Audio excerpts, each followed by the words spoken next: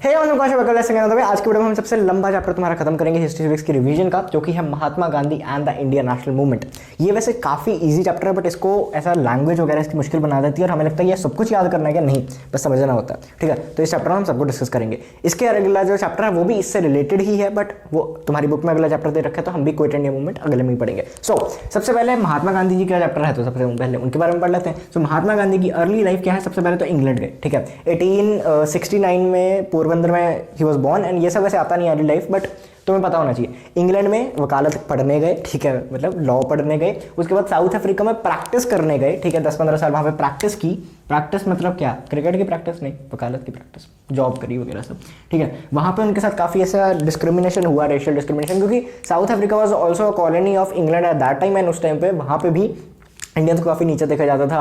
मतलब एक बार हुआ था महात्मा गांधी को ऐसे ट्रेन से बाहर फेंक दिया, ये वो चीज़ें काफ़ी हुई जिनसे उनको लगा कि नहीं यार वहाँ पे करना। तो साउथ अफ्रीका में काफ़ी उन्होंने ऐसा ना मतलब मतलब मूवमेंट ऐसे चलाई कि ना रेशियल डिस्क्रिमिनेशन के खिलाफ, ऐसा कि ये डिस्क्रिमिनेशन खत्म होनी चाहिए, वो काफ़ी ऐसा कुछ हुआ। ठीक है, तो उसके बाद फिर वो इंडिया आए। ठीक है, अब किसके कहने पर इंडिया आए, लास्ट वीडियो में बताया था, बताना। ठीक है, चंपारण जो है तुम्हारा, उसके बाद देखो अब ये क्या है, कुछ मेथड्स हैं जो कि एग्जाम में ये भी नहीं आएंगे, बट तुम्हें ये भी पता होना चाहिए। देखो सत्याग्रह किया उन्होंने, बॉयकॉट, स्वदेशी यानी ये सब चीज़ें, हिंसा।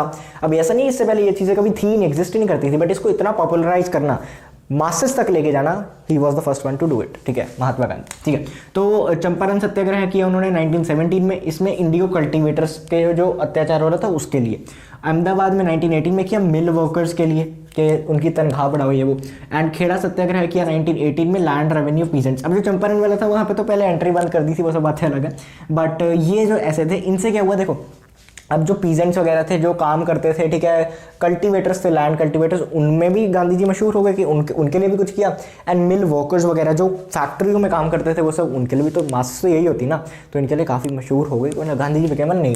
ठीक है, अब उसके बाद सबसे मोस्ट इंपॉर्टेंट ये महात्मा गांधी जी का इतना था, Indian national movement. Indian national movement के जो फेस है ना, इसमें सबसे इंपॉर्टेंट 3 चीज़ें हैं। सबसे इंपॉर्टेंट क्या, 3 चीज़ें हैं। उसके बाद भी है एक जो इंडिया के थोड़ा बाहर है, जैसे हम फॉरवर्ड ब्लॉक वगैरह वाले चैप्टर में पढ़ेंगे, लेकिन 3 चीज़ें। सबसे पहले नॉन कॉपरेशन मूवमेंट, उसके बाद सिविल डिसोबीडियंस मूवमेंट, और उसके बाद क्विट इंडिया मूवमेंट। ठीक है, 3 चीज़ें। सिविल नॉन कॉपरेशन मूवमेंट पहले पढ़ते हैं, ये क्योंकि पहले हुई ऑब्वियसली, वर्ल्ड वॉर 2 जब खत्म हुआ उसके नाल ही। ठीक है, 1920। ठीक है जी, क्या रीज़न था, सबसे पहले था रॉलेट एक्ट। अब तुम्हें मैंने कहा था ना कि पहले उन्होंने कहा कि उनको मतलब क्योंकि वर्ल्ड वॉर 1 में इंडियंस को उनको हेल्प चाहिए थी इंडियंस की, तो उन्होंने ऐसे वादे कर दिए थे कि हम कुछ करेंगे। अब वादे करना तो एक चीज़ है, उन्होंने रॉलेट एक्ट पास कर दिया, इंडियंस गुस्से हो गया। अब रॉलेट एक्ट तुम पूछोगे क्या, रॉलेट एक्ट में ये था कि किसी को भी बिना कोई ट्रायल वगैरह के अरेस्ट किया जा सकता है। ठीक है, तो किसी को भी अरेस्ट किया जा सकता है, कभी भी ऐसा कोई वारंट नहीं चाहिए, कोर्ट में पेशी हो ना। और अगर जैसे कोर्ट में अगर पेशी वगैरह वो तो है ना कि सबके सामने होती है नॉर्मली, लेकिन ऐसा भी हो सकता है कि सिर्फ मतलब बंद दरवाजों में, 4 दीवारों में सिर्फ जज होगा उनका ही, और उनके ही बंदे होंगे, वही पूरा ऐसा पास करेंगे सेंटेंस वगैरह, उसको सुनने का मौका भी नहीं मिला जाएगा, नहीं वो चीज़ें। ठीक है, तो रॉलेट एक्ट ये पास कर दिया था। ये 1920 में क्यों हुआ, ठीक है, कॉजेज में हम बात कर रहे हैं, उससे पहले ही 1919 की बात है। अब इसमें क्या, रॉलेट सत्याग्रह शुरू हो गया। गांधी जी ने कहा ये तो गलत बात है, ये तो गलत बात है। ठीक है, ऐसा नहीं कि जब आए नाल ही, ये सब 15 में आए, उसके बाद धीरे धीरे उन्होंने मासेस को साथ जान पहचान किया। 19 में ये सब चीज़ हुई, तो 19 में ऐसा पूरा रॉलेट सत्याग्रह शुरू हो गया, काफ़ी मासेस तक गया ये। और इसमें क्या हुआ, काफ़ी ना लीडर्स को अरेस्ट भी किया गया, इसका काफ़ी रिप्रेस किया गया गवर्नमेंट ने कि भाई ये मतलब ऐसा हम अभी कुछ कर रहे हैं, ठीक है, सत्याग्रह वगैरह कुछ ऐसा कर रहे हैं इंडियंस, तो गवर्नमेंट ने काफ़ी उल्टा ही कर रहे हैं, उनको लाठी मारनी ये वो करना, ऐसे कि भागो यहाँ से वो सब, तो काफ़ी रिप्रेस किया गवर्नमेंट ने, काफ़ी मतलब जेलों में डाला, ये वो चीज़ें करी। तो उसमें ही एक था जलियांवाला बाग। अब कुछ लीडर्स थे वो प्रोटेस्ट कर रहे थे पंजाब में, उनको अरेस्ट कर लिया गया। ठीक है, उनको क्या किया, अरेस्ट कर लिया गया। वो लीडर्स के नाम के वैसे तो नहीं आता, बट फिर भी Saifuddin Kitchlew and Satyapal, doctor Saifuddin Kitchlew and doctor Satyapal को अरेस्ट किया गया। ठीक है, उसके बाद उन्होंने कर्फ्यू वगैरह वाली सिचुएशन डाल दी कि तुम घर से बाहर निकल नहीं सकते, ऐसे जमावड़ा इकट्ठा हो नहीं सकता, जो भी है 6 लोग या 5 लोग। ठीक है, तो फिर क्या हुआ, 10 को ये चीज़ हुई, 13 को सब लोग पीसफुल प्रोटेस्ट करने के लिए, जो ये लॉ था, कर्फ्यू था, ये वो था, इसे ब्रेक करने के लिए जलियांवाला बाग में इकट्ठे हुए थे। कब, हमें सबको पता, बैसाखी, अप्रैल 13, 1919। ये भी 19 में हुआ, ये भी 19 में हुआ। ये हुआ पहले रॉलेट एक्ट, उसके बाद जलियांवाला बाग हुआ ऑब्वियसली, क्योंकि उसके लिए ही प्रोटेस्ट हो रहा था। ठीक है, तो ये है जलियांवाला बाग हुआ, वहाँ पे हम सबको पता है जनरल डायर केम इन, एक ही दरवाज़ा था, एक ही एंट्री थी, वहाँ से जनरल डायर आया अपने पूरे ट्रूप्स वगैरह को लेके एंड बिना कोई वार्निंग दिए, बिना कुछ किए फायरिंग शुरू कर दी एंड काफ़ी Indians lost their lives. And अब भी हम जैसे अमृतसर में देखें तो वहाँ पे जलियांवाला बाग में ऐसे पूरे गोलियों के निशान हैं, ये वो चीज़ें। अब अब तो काफ़ी उसे मतलब अलग तरीके से बना दिया गया, बट उस टाइम पे it was really horrific. And अगर तुमने वो मूवी देखी है, I don't remember, Sardar Udham, ठीक है, तो उसमें काफ़ी बताया। सो एनीवेज, हम जनरल डायर वगैरह ये सब कहानी तुम्हें पता है। तो अब ये सब चीज़ हुई, इससे भी इंडियंस काफ़ी गुस्से हो गए। इसे पंजाब रॉन्ग बोलेंगे हम आने वाले चैप्टर में पूरे, ठीक है। तो ये चीज़ काफ़ी दिक्कत हुई। उसके बाद तीसरा कॉज क्या था, खिलाफत मूवमेंट। खिलाफत मूवमेंट भी अब देखो यहाँ पे पूरा ये सब पंजाब वाली साइड वगैरह का हो गया। खिलाफत मूवमेंट में लास्ट चैप्टर में तो मैं एक्सप्लेन किया था कि क्या था, ये इंडिया में नहीं है, हुआ ये इंटरनेशनल इवेंट है, बट इंडिया में बहुत इंपैक्ट पड़ा। टर्की हार गया वर्ल्ड वॉर में, ठीक है, इंग्लैंड उनके अगेंस्ट था। टर्की को छोटे छोटे मतलब ऑटोमन एम्पायर को छोटे छोटे पार्ट्स में डिवाइड कर दिया गया। जो टर्की का सुल्तान, कैलिफ जिसे बोला जाता है, जो कि मुस्लिम, बहुत सारे मेजॉरिटी मुस्लिम जो थे उन्हें ऐसा मतलब आइडियलाइज करते थे एंड उसे अपना मतलब काफ़ी हेड मानते थे, ठीक है। तो उनकी पावर छीन गई, ठीक है, ऑलमोस्ट मतलब क्या बहुत कम लैंड रह गया था पहले से देखा जाए तो, ठीक है। तो उसके खिलाफ जो थे मुस्लिम्स भी काफ़ी नाराज़ हो गए इंडियन के, तो फिर उन्होंने जो था खिलाफत मूवमेंट शुरू कर दी। अब ये मोहम्मद अली एंड शौकत अली, जो अली ब्रदर्स थे, काफ़ी मतलब दे वर द मेन, ठीक है, ये जैसे they were the face of the Khilafat movement, तो इन्होंने शुरू कर दी। एंड उसके बाद काफ़ी चीज़ें हुई, बट तुम्हें इतना जानना कि खिलाफत मूवमेंट क्यों हुई, टर्की वगैरह वाली चीज़ें, और खिलाफत मूवमेंट हुई तो फिर क्या हुआ। खिलाफत मूवमेंट जब चल रही थी, गांधी जी को लगा कि यार this is the right time to कि हिंदू और मुस्लिम को इकट्ठे लेके आया जाए। तो उनका जो कॉज है वो भी जेन्युइन है, वो भी ठीक है, उनके लिए भी मतलब कुछ करना चाहिए, तो इन दोनों को मर्ज कर लिया जाए। 1920 में ये दोनों चीज़ें मर्ज हो गई। कौन सी दोनों चीज़ें, नॉन कॉपरेशन मूवमेंट और खिलाफत मूवमेंट। तो इसे खिलाफत नॉन कॉपरेशन मूवमेंट भी बोल सकते हैं, ठीक है। अब नॉन कॉपरेशन का मतलब तुम खुद ही जान सकते हो, वैसे फिर भी हम ये ऑब्जेक्टिव्स पढ़ लेते हैं। वैसे तो तुम्हें समझ आई गया होगा, नॉन कॉपरेशन, कॉपरेट नहीं करेंगे सरकार के साथ। क्यों? क्योंकि जब तक वो हमारी बात नहीं मानते। क्या बात नहीं मानते? पहले तो self government with in if possible and outside if necessary. हमें सेल्फ गवर्नमेंट चाहिए। सेल्फ गवर्नमेंट मतलब कि जैसे डोमिनियन स्टेटस होता है ना, वैसे ही अभी तो था कि हमें सरकार के मतलब ब्रिटिशर्स के अंडर रहेंगे हम, चाहे इफ़ पॉसिबल अगर रह पाए, अगर वो मान गए, अगर नहीं माने तो उन्हें बाहर फेंकना पड़ेगा फिर हमें, ठीक है। तो वो एक चीज़ था, वो एक ऑब्जेक्टिव था। दूसरा, एनुअलमेंट ऑफ रॉलेट एक्ट। एनुअलमेंट मतलब कि खत्म कर दो, ठीक है, नलीफाई कर दो, बंद कर दो। तो रॉलेट एक्ट जैसे जिनने पैरी आए उनने पैरी मुड़ जा। क्या मतलब कि जितना मतलब वो जैसे भी है उसे खत्म कर दो, ठीक है, बिल्कुल खत्म, जीरो कर दो, नलीफाई कर दो, क्योंकि तुम्हें पता है कितना बुरा था। अब रेमेडीफाई द खिलाफत रॉन्ग। एक तो खिलाफत का जो तुमने गलत काम किया है, खिलाफत मतलब ये तो एक प्रोटेस्ट का नाम है, बट उसे सही करो। अब उसे सही करो का मतलब ये नहीं है कि पूरा वर्ल्ड वॉर खत्म ऐसा दोबारा से, वो ऑब्जेक्टिव सच नहीं था, बट के कैलिफ को थोड़ी ज़्यादा पावर्स दो, थोड़ा ज़्यादा लैंड दो, ठीक है वो। और उसके बाद पंजाब रॉन्ग को सही किया जाए। पंजाब रॉन्ग जलियांवाला बाग का वो भी पूरा सही किया जाए, सही किया जाए। अब देखो जिनकी डेथ हो गई वो तो हो गई। अब ऑफिशियल फिगर्स में अगर देखो तो 300-400 लिखा था, बट 1000 से भी ज़्यादा काफ़ी बंदे ऐसे देखे जाए। तो पंजाब रॉन्ग को सही करने का मतलब ये क्या कर सकते हैं, ये पूरा मतलब उन्हें कंपनसेशन दी जाए जो कि बंदे वहाँ पे थे। एंड मतलब जनरल डायर को सज़ा भी नहीं हुई थी इस चीज़ की, ठीक है, गवर्नमेंट के ऑर्डर नहीं थे, ही वॉज लाइक कि मैं करता हूँ, तो पर सज़ा भी नहीं मिली बाद में। जो ब्रिटिशर्स थे उन्होंने सपोर्ट किया, उसे बाहर ले गए वापस, मतलब इंग्लैंड भेज दिया, ये वो काफ़ी चीज़ हुई, ठीक है। तो वो एक गलत चीज़ थी, उससे सही करो। अब इसके ऑब्जेक्टिव्स में हमने 2 प्रोग्राम्स देखने, एक तो है माइनस नेगेटिव, एक है पॉजिटिव। एक है थोड़ी नेगेटिव चीज़ें, एक है पॉजिटिव चीज़ें। नेगेटिव इन द सेंस नहीं गलत, negative in the sense minus, ठीक है, ये प्लस। तो पहले तो बॉयकॉट प्रोग्राम कि क्या क्या खत्म कर दो, क्या क्या बंद कर दो। माइनस क्या क्या कर दो, एक तो सरकार से जो भी चीज़ें हैं वो बंद कर दो। क्या चीज़ें, सरकार का अगर कोई ऐसा फॉरेन क्लोथ्स है उसे बंद कर दो, उनके कॉलेजेस वगैरह ये वो चीज़ें, तो हम मतलब कोऑपरेट नहीं करेंगे उनके साथ, बेसिकली बॉयकॉट कर दो ये सब चीज़ें। जो भी उन्होंने हमें टाइटल्स दिए हैं, मतलब सबको नहीं दिए होते, जैसे रविंद्रनाथ टैगोर जी को, ऐसे लोगों को जो पर्सनालिटीज थी उन्हें टाइटल्स दिए हैं, नाइटहुड वगैरह, वो वापस कर दें, ये कर दें, वो कर दें, ठीक है। प्लस में क्या है कि इंडियंस क्या क्या खुद कर सकते हैं। बॉयकॉट करेंगे तो स्वदेशी भी तो खुद चाहिए ना, बॉयकॉट करेंगे तो फिर मतलब खुद चीज़ें बनानी पड़ेंगी, तो वो सब चीज़ें एडिशन में आती है। स्वदेशी ऐड करें, बॉयकॉट माइनस करें। इसमें तुम कुछ भी लिख सकते हो, कुछ भी मतलब कि बहुत ही कुछ भी नहीं, बट हाँ कपड़े खुद बनाने लग जाओ, ठीक है, खादी है, वो चीज़ें बहुत आ जाती हैं। उसके बाद अपने स्कूल्स, अपना लिटरेचर, मतलब ठीक है। अब तुम कहोगे ये ठीक तो चल रहा है, ठीक है, ऑब्जेक्टिव भी अच्छे हैं, कॉजेज भी हैं, हिंदू मुस्लिम यूनिटी भी दिख रही है, तो दिक्कत कहाँ गई? दिक्कत आ गई चौरी चौरा में। अब क्या हुआ यार, चल रहा था, ये चल रहा था 1922 तक चल रहा था। अब 1922 में क्या हुआ कि थोड़ी सी यहाँ पे लड़ाइयाँ सी होगी भैया। लड़ाइयाँ मतलब लड़ाइयाँ नहीं इन द सेंस, यार देखो क्या हुआ 5 फेब को। क्या हुआ सबसे पहले तो देखो 5 फेब को जो नॉन कॉपरेशन मूवमेंट थी तुम्हारी, नॉन कॉपरेशन मूवमेंट, इसे मतलब काफ़ी झटका लगा। क्या झटका लगा कि चौरी चौरा तुम्हें पता है दिल्ली के आसपास, वहाँ पे ऐसे लोगों ने मतलब ऐसे प्रोटेस्ट कर रहे थे, मतलब तुम ऐसे कहते हैं ना लिक्विरिंग स्टोर के बाहर, और जो तुम्हारा जो गवर्नमेंट की ऐसे फॉरेन क्लॉथ की दुकान थी उसके बाहर ऐसे पिकेटिंग कर रहे थे, पिकेटिंग मतलब कि मतलब प्रदर्शन वगैरह कर रहे थे, ठीक है। तो उधर से पुलिस आई, उसने रोका, वो रुके नहीं, वो कहते हम नहीं जाएंगे, उन्होंने गोलियां फायरिंग शुरू कर दी। उनके जो लोग थे वहाँ पे वो गुस्सा हो गए कि हम तो बैठे ही थे, हमने थोड़ी ऐसे लड़ाइयाँ वगैरह थोड़ी की हैं, ये हम पे गोलियाँ चलाने लग गए। तो इन्होंने क्या किया, वो जो भड़की हुई मॉब थी, भड़की हुई जो लोग थे, इन्होंने जो आस का पास से जहाँ का कोई पुलिस स्टेशन होगा वहाँ पे लगा दी आग। तो अंदर 22 पुलिसमैन थे, जिसमें से इंडियंस भी होंगे काफ़ी, तो उन पे आग लगी एंड दे डाइड इनसाइड, ठीक है। तो ये चीज़ हुई। ये सुन के अब गांधी जी, हमने शुरू से पढ़ा क्या, हिंसा हिंसा हिंसा, कि किसी को मारना नहीं, किसी को मारना नहीं, तो उनको लगा कि ये तो बहुत गलत हो गया। तो उन्होंने पूरे देश का जो ऐसा मतलब नेशनल मूवमेंट चल रहा था उसे कॉल ऑफ कर दिया। तुम कहोगे भैया गांधी जी के पास इतनी पावर थी, उन्होंने कॉल ऑफ कर दिया। थी he was not an official part of Congress उस टाइम पे, हम ऐसे नहीं कह सकते कि ऑफिशियली ऐसा, बट सबने सपोर्ट किया हिज डिसीजन, क्योंकि उन्होंने स्टार्ट किया था, इन्होंने इतना किया था। तो फरवरी 12 काफ़ी लोगों को बुरा भी लगा, ठीक है, लाला लाजपत राय वगैरह, उन्होंने कहा कि यार ठीक है, कुछ लोग दिस वॉज रॉन्ग, गलत हुआ, लेकिन पूरे इंडिया का फ्यूचर मतलब खराब थोड़ी कर सकते हैं, ठीक है। तो ये सब चीज़ें काफ़ी हुई, पता नहीं मेरे बालों में क्या हो रहा है, ठीक है। तो ऐसा बाकी काफ़ी लीडर्स ने कहा, जो जवाहरलाल नेहरू जी हैं उन्होंने भी काफ़ी ऐसा, बट उन्होंने रिस्पेक्ट किया and they were called off, and ठीक है जी, अब क्या कर सकते हैं। तो उन्होंने कहा कि ये बॉयकॉट वगैरह वाले बंद कर दो, तब तक सिर्फ इन पे फ़ायदा करो। अब ये क्या कि अपलिफ्टमेंट ऑफ वुमेन करो, और जो भी अपर कास्ट लोअर कास्ट से ख़त्म करो, ये वो मतलब जो पॉजिटिव प्रोग्राम्स हैं इनकी तरफ ध्यान दो, अब तुम ये सब छोड़ दो, ठीक है। सो इम्पैक्ट के बारे में पढ़ते हैं। इम्पैक्ट क्या है कि नेशनल मूवमेंट जो है बहुत मास मूवमेंट बन गई, नेशनल मूवमेंट मास मूवमेंट बन गई, अच्छी चीज़ है। तो मैं कहा ना गांधी जी आए तो उन्होंने काफ़ी मासेस को यहाँ पे ही इकट्ठे कर लिया था, तो फिर वहाँ पर उनका नाम था।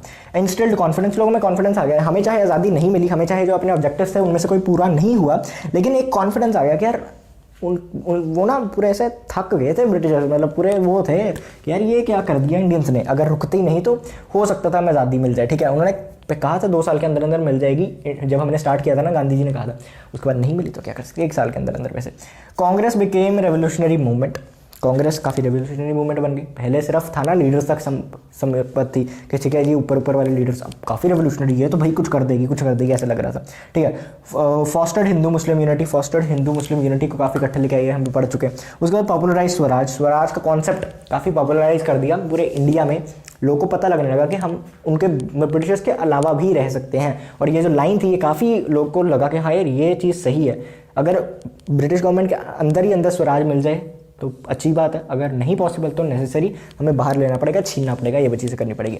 अब before starting civil disobedience movement मैं तुम्हें ये बता दूं 1922 में खत्म हुआ, उसके बाद ये चीज़ हुई। इतनी साल पुराने की हिस्ट्री, अब तुम कई लोग होंगे जो तुम से इससे एग्री करेंगे कि हाँ गांधी जी ने तो सब कुछ किया, सब कुछ सही किया, and Gandhi ji was the saviour of India, जो भी है फादर ऑफ द नेशन। कई लोग मुझसे डिसएग्री करेंगे, मुझसे तो क्या, मैं तो कुछ नहीं, मैं I am just a medium, जो तुम्हारी बुक में लिखा है मैं तुम्हें बता रहा हूँ। वो कहेंगे कि नहीं यार ऐसा कुछ नहीं था, ही वॉज मतलब ब्रिटिशर उनके साथ था, एंड ये वो चीज़ें काफ़ी मतलब अलग अलग आइडियोलॉजीज़ हैं, अलग अलग पॉइंट ऑफ व्यूज़ है। मैं किसी को काट नहीं रहा, किसी को सही नहीं कह रहा, हर चीज़ के अपने 2 पहलू होते हैं, 3 पहलू होते हैं। मुझे नहीं पता उस टाइम पे एग्जैक्टली क्या हुआ था, ठीक है, because I was not live, the simple fact is this.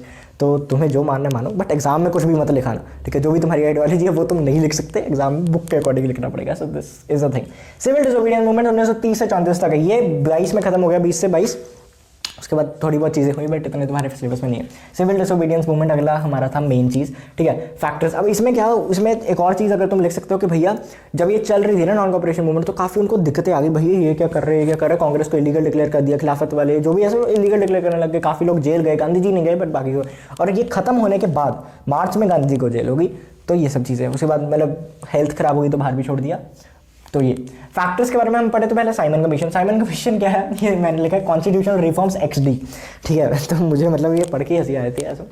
Constitutional reforms जो थे, साइमन कमीशन एक आई बाहर से, वो कहते हैं जी हम ठीक है कॉन्स्टिट्यूशन रिफॉर्म्स मांग रहे हैं लोग, हम दे लेते हैं थोड़े कॉन्स्टिट्यूशन रिफॉर्म। तो वो जो बॉडी थी जिसने कमीशन में करना था, उसमें जितने बंदे थे 7, सबके सब ब्रिटिशर्स, एक भी इंडियन बंदा नहीं। रिफॉर्म किसे देना है तुमने, इंडियंस को। मदद किसकी करने लगे हो, मदद तो क्या मतलब हक किसे देने लगे हो, इंडियंस को। और उसमें तुम एक भी इंडियन नहीं रख रहे, मतलब तुम्हें पता नहीं है कि इंडियंस को क्या चाहिए, and you are just like कि भाई हम तो बहुत दयालु हैं ये वो, ठीक है। तो Simon commission like it was a thing जो काफ़ी मजाकिया ही थी, क्या ही कह सकते हैं इसके बारे में। तो लोगों ने इसके खिलाफ किया कि हमें तो ऐसे बंदे का नहीं चाहिए साइमन कमीशन। इनके तुम अगर देखोगे ना, इन्होंने क्या निकाला वो भी यही कहा कि थोड़ी ये मतलब हमें जगह बड़ी करनी चाहिए। ये नहीं कहा कि इंडियन ज़्यादा होने चाहिए, बट हमें जो पार्लियामेंट है, पार्लियामेंट तो नहीं थी उस टाइम पे, एडमिनिस्ट्रेशन वगैरह, उसको थोड़ा और एक्सपैंड करना चाहिए, ये करना चाहिए, वो करना चाहिए। मतलब बेसिकली अगर तुम्हारी बुक में दिया भी होगा, कुछ भी दिया, हाँ तो ये देखो, कम्युनल रिप्रेजेंटेशन कंटिन्यू हो, जनरल इलेक्ट करे, ब्रिटिश ट्रूप्स और देर तक रहें। तो इसमें इंडियंस का तो कोई फायदा ही नहीं ना। कम्युनल तुम बढ़ा रहे हो, टेंशन्स बढ़ा रहे हो, उसके बाद तुम कह रहे हो कि ब्रिटिशर्स को और देर तक यहाँ पे रहना चाहिए, हाई कोर्ट्स वगैरह को मतलब अपने ऑर्डर देने चाहिए, वो सब मतलब क्या इंडियंस का तो क्या, तुम किसके लिए कॉन्स्टिट्यूशन रिफॉर्म करने आए हो? अपने लिए? हमारा तो इसमें कोई फायदा नहीं हुआ। उसके बाद एक और है तुम्हारा नेहरू रिपोर्ट, वो तुम्हारे सिलेबस में नहीं है, बट ऐसा है कि साइमन कमीशन के जैसी हमने नेहरू रिपोर्ट एक निकाली थी कि भाई हमें ये चीज़ चाहिए, उनको भेजा, ब्रिटिशर्स को कोई जवाब नहीं आया। उसके बाद क्या, डिक्लेरेशन ऑफ पूर्ण स्वराज। अब वो नेहरू मतलब जवाहरलाल नेहरू जी ने लिखी थी, अब वो नहीं मानना, ठीक है, ब्रिटिशर्स ने कोई ध्यान नहीं दिया, हमने जवाब मांगा, उन्होंने दिया नहीं। तो उसके बाद पूर्ण स्वराज का इन्होंने डिक्लेयर कर दिया कि कांग्रेस में अब तो हमारा ऑब्जेक्टिव है, हमें पूर्ण स्वराज चाहिए, हम तो ब्रिटिशर्स को भगाएंगे घर से अपने, ठीक है। ये कब हुआ? 26 जनवरी 1930 को एक ऑफिशियल ऑब्जेक्टिव बन गया, ठीक है, कांग्रेस का। उससे पहले ये बात तो हमारे 1929 के बिल्कुल एंड में भी हो गई थी, ठीक है, मतलब तब वो कहीं बीच पे गए थे, ठीक है, वहाँ पे उन्होंने झंडा गाड़ दिया था, ऐसा माँ तुझे सलाम, वैसे जो मतलब उस टाइम पे तो गाना नहीं था, बट एक और रीज़न है कि हम क्यों 26 जनवरी को हमारा रिपब्लिक डे बनाते, बिकॉज तैयार पहले ही हो गया था, दिसंबर में हो गया था, नवंबर में, लेकिन उसको वेट किया गया कि भाई जब ये डेट काफ़ी महत्वपूर्ण है, इसलिए हम इसी दिन को मनाएंगे, ठीक है। एनीवेज, अब ये पूर्ण स्वराज की डिक्लेरेशन कर दी गई। उसके बाद 11 पॉइंट अल्टीमेटम भी भेजा, ठीक है। ये सिविल डिसोबीडियंस मूवमेंट से शुरू करने से पहले गांधी जी ने एक मतलब अल्टीमेटम भेज दिया था कि सर देख लो, अगर तुम मतलब कुछ कर सकते हो तो कर लो, रोक सकते हो तो, ऐसा कि हम कंटिन्यू कर लेंगे अगर आपका जवाब नहीं आया, अगर आपने हमारा लेस नहीं किया तो हम पूरा डिसोबीडियंस कर देंगे, ठीक है। अब ये ना तुम एक चीज़ ऐसे देख लेना, ये चीज़ क्या कि सिविल डिसोबीडियंस काफ़ी बड़ी थी कंपेरेटिवली नॉन कॉपरेशन मूवमेंट से। क्यों? क्योंकि उसमें हमने सिर्फ कॉपरेट नहीं किया, इसमें हमने विरोध किया, समझ रहे हो। कोई तुम्हें कोई चीज़ करने को कह रहा है, तुम कह रहे हो नहीं, मतलब तुम उसकी बात नहीं मान रहे, वो नॉन कॉपरेशन हो गया। लेकिन तुम उसकी उल्टी चीज़ कर रहे हो, वो नॉन कॉपरेशन, वो सॉरी सिविल डिसोबीडियंस हो गया, ठीक है। समझ रहे हो? ठीक है, समझ गया, ठीक है। सबसे ये अब स्टार्ट कैसे हुआ? ये स्टार्ट हुआ दांडी मार्च, लेजेंडरी दांडी मार्च, हम सबने सुना होगा, ठीक है, कहीं ना कहीं तो 12 मार्च को ये शुरू हुई। गांधी जी ने साबरमती आश्रम से चलना शुरू किया, मतलब कल्ले नहीं चल रहे थे, अपने फॉलोअर्स के साथ चल रहे थे, ऐसा नहीं कल्ले निकल गए, ठीक है। दांडी गुजरात तक गए, 5 अप्रैल को रात को पहुंच गए। 6 अप्रैल को सुबह क्या किया इन्होंने? सॉल्ट लॉ को ब्रेक कर दिया। सॉल्ट लॉ को ब्रेक कर दिया मतलब सॉल्ट लॉ एक कानून था कि कोई भी इंडियन ना सॉल्ट नहीं बना सकता और बेच सकता। बनाना तो क्या मतलब सी से ही निकालनी होती है, लेकिन उसे बेच नहीं सकता, उसे मतलब यूज़ ही नहीं कर सकता बिना खरीदे ब्रिटिशर से। तो ऐसा उन्होंने मतलब बीच से ऐसे सॉल्ट उठाना भी गुनाह था उस टाइम में। तुम सोच के देखो क्या क्या कर सकते थे इंडियन उस टाइम में, ठीक है। तो ये लॉ ब्रेक किया गया, ब्रोक द सॉल्ट लॉ। किसने किया? Gandhi ji and his followers, मतलब वो गए थे, गांधी जी ने उठाई सबसे पहले। अच्छा, अब इसके प्रोग्राम्स क्या सबसे पहले पढ़ते थे। पहले तो क्या, डिफाइंसेस ऑफ सॉल्ट लॉ, कि सॉल्ट लॉ को खत्म अब हम मानेंगे नहीं, क्योंकि salt law was a major thing. अब देखो सॉल्ट लॉ क्या था, गरीब से गरीब है उसे भी नमक चाहिए, अमीर से अमीर है उसे भी नमक चाहिए, इसमें कोई डिफरेंशिएशन तो है नहीं, ठीक है। तुम कोई और लॉ को देखते तो मे बी वो कुछ जनता को इम्पैक्ट करता। सॉल्ट इज अ थिंग जो सबको कनेक्ट कर रही थी, ठीक है, उस टाइम पे। एंड सॉल्ट लॉ पे इतने ज़्यादा टैक्सेस लग रहे थे, वो जब बेच रहे थे, हम खुद बना नहीं सकते, हम खुद बेच नहीं सकते, जब वो हम लेना तो पड़ेगा, ठीक है, सॉल्ट के बिना कैसा खाना, तो वो इतने पैसे पे बेच रहे हैं हमें, तो वो पहले तो वो ब्रेक किया, क्योंकि गवर्नमेंट का काफ़ी रेवेन्यू भी उससे आता था, ठीक है जी। दूसरा, बॉयकॉट ऑफ लिकर, शराब वगैरह जो है, अल्कोहल वगैरह, लिकर, उसको हम बॉयकॉट करते हैं, ठीक है। बॉयकॉट ब्रिटिश गुड्स को बॉयकॉट कर रहे हैं। उसके बाद non payment of taxes and revenue, this is the main point, कि हम टैक्सेस नहीं देंगे, पेमेंट नहीं देंगे। उसमें ये नहीं था, इसमें हम टैक्स नहीं दे रहे, पेमेंट नहीं दे रहे, क्योंकि उसमें क्या था कि हमें अपनी सरकार चाहिए, वो चाहिए, ठीक है। हम अगर आपके अंडर भी रहेंगे तब भी तो टैक्स देना ही पड़ेगा ना, उनका तो ये ऑब्जेक्टिव था। यहाँ पे था कि हमें पूरा ही अपना चाहिए, तुम हो कौन हम पे राज करने वाले, ठीक है। तो वो एक चीज़ आ गई, तो बेसिकली ये। अब खान अब्दुल गफर खान के बारे में तो मैं कुछ दिया, he is the frontier Gandhi and like काफ़ी इंस्पायर थे गांधी जी से, एंड वो सब चीज़ें तुम बुक में पढ़ सकते हो, वैसे इतना इंपॉर्टेंट नहीं है। ये फोटो जरूर देख लेना, एग्जाम में आ सकती है। एनीवे, राउंड टेबल कॉन्फ्रेंस के बारे में अगर हम पढ़ें तो 3 चीज़ हुई है। देखो यहाँ पे क्या ना, ये जो है civil disobedience movement, it was not like कि भाई 30 में शुरू हुआ 34 में खत्म हुआ, नहीं। जो नॉन कॉपरेशन था वो एक स्ट्रेच में चला, 2 साल चला, पर एक स्ट्रेच में चला, 2 साल जितना भी चला। लेकिन जो तुम्हारा सिविल डिसोबीडियंस मूवमेंट है, ये ऐसा नहीं है 4 साल लगातार चला, ये पहले रोका गया, ठीक है, कॉल ऑफ किया गया, सस्पेंड किया गया, उसके बाद कुछ बातें बूतें हुई, नेगोशिएशंस हुई, उसके बाद फिर शुरू कर दिया, फिर फाइनली 34 में बंद हुआ। तो ये देखो, राउंड टेबल कॉन्फ्रेंस शुरू की, पहली राउंड टेबल कॉन्फ्रेंस लंदन में की गई, ठीक है। कब? 1930 to 31, 30 में ये शुरू हुआ, तो 30 के नवंबर से लेकर जनवरी 31 तक कांग्रेस ने इसे बॉयकॉट कर दिया, कांग्रेस के बंदे गए नहीं। तो कांग्रेस के बंदे गए ही नहीं, तो इंडिया के बारे में जो भी वो बात करनी थी रिफॉर्म्स की, वो तो किसी काम की नहीं। मेन पार्टी कांग्रेस थी ना उस टाइम पे, कांग्रेस ने पूरा बॉयकॉट कर दिया, तो नो पॉइंट। अब उनको लगा कि यार ऐसा कांग्रेस के बिना कोई कांग्रेस का रिप्रेजेंटेटिव आ ही नहीं रहा, तो इंडियन मासेस भी सबसे ज़्यादा उनसे कनेक्टेड है, तो उनको तो पता ही नहीं लगेगा कि हम उनके लिए कुछ कर रहे हैं, तो कर क्या रहे थे, नाम का ही था, ठीक है। तो उन्होंने कहा कि नहीं ऐसा नहीं करना, तो गांधी इरविन पैक्ट हुआ एक, ठीक है। क्या पैक्ट? इरविन, अगर तुम्हें इसमें अच्छे से जाना है तो मेरी वो पूरी वीडियो देख सकते हो, 1 घंटे वाली मैंने मुझे बनाई है इस चैप्टर पे, लेकिन बेसिक्स रिवीजन हम समझ लेते हैं। गांधी इरविन पैक्ट कब हुआ? मार्च 1931 में। देखो जनवरी 31 में तो खत्म हो गया, उन्हें पता लगा कि यार कोई ये तो कोई आया नहीं, तो हमें गांधी जी से बातचीत करनी पड़ेगी। गांधी जी से बातचीत करनी पड़ेगी मतलब इनडायरेक्टली कांग्रेस से बातचीत करनी पड़ेगी, ठीक है। तो release political prisoners except guilty of violence. तो उन्होंने कुछ चीज़ें हुई, जो कुछ चीज़ें देखो सरकार ने मानी, कुछ चीज़ें जो है गांधी जी ने मानी, मतलब कांग्रेस ने मानी। क्या? सबसे पहले तो माइक लगा है ना, ठीक है। रिलीज पॉलिटिकल प्रिजनर, उनको सबको प्रिजनर्स को ब्रिटिशर्स निकाल देंगे एक्सेप्ट जिन्होंने गिल्ट मतलब क्या कहते हैं वायलेंस की है, ठीक है जी, एक वो चीज़। दूसरा, permit place peaceful picketing of liquor and cloth foreign, क्योंकि हम चुपचाप आंदोलन कर, चुपचाप तो नहीं मतलब ऐसा शांति से आंदोलन कर सकते हैं, ठीक है, ये परमिट कर दिया कि आप कर सकते हो। उसके बाद अब कांग्रेस ने क्या किया? To suspend civil disobedience movement. यहाँ पे क्या हुआ? 1931 में सिविल डिसोबीडियंस मूवमेंट सस्पेंड कर दिया, ठीक है। वो कहते हैं हम मान गए कि हम सस्पेंड कर देंगे। उसके बाद पार्टिसिपेट इन 2 राउंड टेबल, मतलब दूसरी जो राउंड टेबल कॉन्फ्रेंस होएगी उसमें हम पार्टिसिपेट करेंगे, ऐसा गांधी जी ने कह दिया, ऐसा मतलब इनके पैक्ट में लिखा था। अच्छा, फिर सेकंड कॉन्फ्रेंस हुई, उसमें सिर्फ गांधी जी गए, क्या?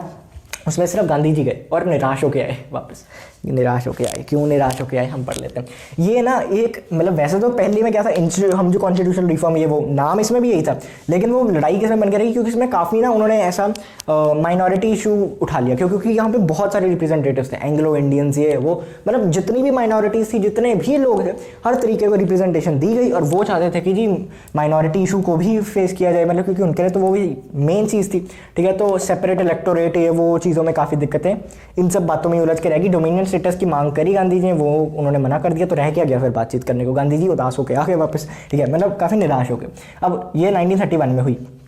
इसके बाद क्या हुआ? इसके बाद फिर से शुरू, क्या? इसके बाद फिर से जो तुम्हारी सिविल डिसोबीडियंस मूवमेंट है, फिर से शुरू कर दो थोड़ी देर तक, ठीक है। अब थर्ड कब हुई? थर्ड हुई 1932 में। इसमें क्या था? इसमें मेन चीज़, जो मेन हाईलाइट है, वो डॉक्टर भीमराव अंबेडकर पार्टिसिपेट किया उन्होंने। एंड डॉक्टर भीमराव अंबेडकर ने काफ़ी मतलब ऐसा उनको भी इम्प्रेस कर दिया, ऐसा काफ़ी लाइक, तुम्हें पता है ना भीमराव अंबेडकर जी ने मेन किस चीज़ में काम किया? एक तो कि सोशल अपलिफ्टमेंट, जो अनटचेबल्स वगैरह के थे उनको पूरी रिप्रेजेंटेशन मिले, उनको पूरा मिले, और कॉन्स्टिट्यूशन में, ठीक है। And he was a great lawyer also. तो सबसे पहले तो इनको रामसी कम्युनल अवार्ड मिला। अब रामसी उस टाइम के वहाँ के ब्रिटिशर का प्रेसिडेंट या प्रेसिडेंट था, तो फिर उनको कम्युनल अवार्ड मिला। मतलब कम्युनल अवार्ड में कि वही रिप्रेजेंटेशन वगैरह से देने वगैरह, इनका ऑब्जेक्टिव तो ये था कि अपने आप को बचाना। उन्होंने ये समझ लिया कि हाँ यार ये तो हम डिवाइड एंड रूल फिर से कर सकते हो, तो ये चीज़ होगी। गांधी जी ने काफ़ी अपोज किया भीमराव अम्बेडकर जी को इस मौके पर ये अवार्ड लेने के लिए, क्योंकि इससे तो यही साबित हो रहा था ना कि कम्युनल टेंशन और बढ़ जाएंगी, ये वो चीज़ें और दिक्कतें हो जाएंगी, धर्मों में फ़र्क आ जाएगा, ये वो, ठीक है। तो अब डॉक्टर भीमराव अंबेडकर और कांग्रेस की एक सेटलमेंट हुई, जिसे हम बोलते हैं पूना पैक्ट 1932। पूना पैक्ट 1932 किसके बीच में हुई? ब्रिटिशर्स के बीच में नहीं हुई, doctor Bhimrao Ambedkar and Congress, Poona pact, ठीक है जी, हम समझ गए। उसके बाद तुम्हारा आता है इम्पैक्ट। इम्पैक्ट के बारे में पढ़ लेते हैं कि भाई ये सिविल डिसोबीडियंस मूवमेंट थी, इसका इम्पैक्ट क्या हुआ? 34 में कॉल ऑफ कर दी गई, ठीक है, चल नहीं रही थी ठीक ठाक। तो ऐसा क्या पेट्रियाटिक एंथुसियाज्म आ गया लोगों में कि हाँ यार हम कुछ करेंगे, क्या हम कुछ करेंगे, ठीक है, तगड़ा। नेशनल फ्रीडम स्ट्रगल, पूरा नेशनल फ्रीडम स्ट्रगल बन गया। अब ये देखो इम्पैक्ट मेनली सेम ही होते हैं, अगर तो आज़ादी मिल जाए तो इम्पैक्ट पूरे बदल जाएंगे, लेकिन जब तक वो नहीं मिल रही तब तक मेनली यही है इम्पैक्ट, ठीक है। उसके बाद क्या, वुमेन इन्वॉल्वमेंट काफ़ी बढ़ गई, काफ़ी ज़्यादा, मतलब इंडियंस को इंपॉर्टेंस समझ आ गई कि सिर्फ जो लड़के लोग हैं, मर्द लोग हैं, ये लोग आज़ादी नहीं जीत सकते, मतलब बहुत दिक्कत है। तो हमें जितनी हमारी पॉपुलेशन है और उसमें हम पूरा वुमेन को इतना इग्नोर ही क्यों कर रहे हैं? They also should participate and ये वो, ठीक है, अपलिफ्टमेंट वगैरह। और उसके बाद नॉन वायलेंस की सिग्निफिकेंस भी पता लगी कि भैया नॉन वायलेंस से भी हम काफ़ी कुछ कर सकते हैं। हालांकि अभी आज़ादी वगैरह कुछ नहीं मिली, बट ऐसा इंपॉर्टेंस पता लगी। उसके बाद लास्ट चीज़ जो तुम्हारे सिलेबस में है वो कि है डॉक्टर भीमराव अंबेडकर जी का कॉन्ट्रीब्यूशन क्या था, वो मैं तुम्हें मेन बता सकूँ। मैं एक बार तुम्हें रीड करना चाहो, अर्ली लाइफ नहीं आती मेजॉरिटी टाइम्स, बट एक बार रीड करना चाहो यू कैन रीड, या मेरी पुरानी वीडियो देख सकते हो। अब क्या कहना चाह रहा हूँ मैं, पहले तो इरेडिकेट सोशल इविल्स, अनटचेबिलिटी वगैरह, उन्होंने सोशल, मतलब वो खुद एक ऐसा, मतलब उस टाइम के ऐसा माना जाता था कि मतलब ऐसे जाति है, अनटचेबल्स हैं, और मतलब ऐसा मानना जाता था उस टाइम पे। तो वो खुद उन्होंने ये सब चीज़ एक्सपीरियंस करी थी अपने बचपन में, उनको ऐसे पढ़ने के लिए काफ़ी मुश्किल से दिया गया, एंड उनके साथ कोई खाना नहीं खा सकते थे वो किसी के साथ, ऐसे मतलब काफ़ी वो चीज़ें, ठीक है। तो उसको काफ़ी इरेडिकेट करने में बहुत इन्होंने एफर्ट्स किए एंड वो सब चीज़ें। उसके बाद chairman of constitution drafting committee है, तो तुमने सिविक्स में पढ़ा ही है। उसके बाद इंडियाज फर्स्ट लॉ मिनिस्टर भी थे। This was a new thing I guess to you. So I hope तुम्हें चीज़ें समझ आई हो, क्या क्या चीज़ें थी क्या क्या नहीं थी, एंड काफ़ी ना ऐसे कन्फ्यूजन नहीं मत होने देना। चल रही है उससे पहले चैप्टर ये अलग, वो अलग कॉन्सेप्ट था, ठीक है, ग्रोथ ऑफ नेशनलिज्म ये वो, ठीक है। गांधी जी आए, नॉन कॉपरेशन मूवमेंट हुई, उसके 10 साल बाद तो मेरा मतलब जब ये स्टार्ट हुई उसके 10 साल अराउंड, उसके बाद सिविल डिसोबीडियंस मूवमेंट हुई, और उसके 7, 8, 9 मतलब अगर खत्म होने से देखोगे तो 6-7 साल, अगर शुरू से देखोगे तो फिर 10 साल टाइप से सब क्विट इंडिया मूवमेंट है ये, वो हम आगे पढ़ेंगे कि उसमें क्या क्या हुआ क्या क्या नहीं हुआ। That is another chapter. I hope तुम्हें वीडियो समझ आई हो। नेक्स्ट चैप्टर्स के लिए सब्सक्राइब एंड थैंक यू। नमस्कार।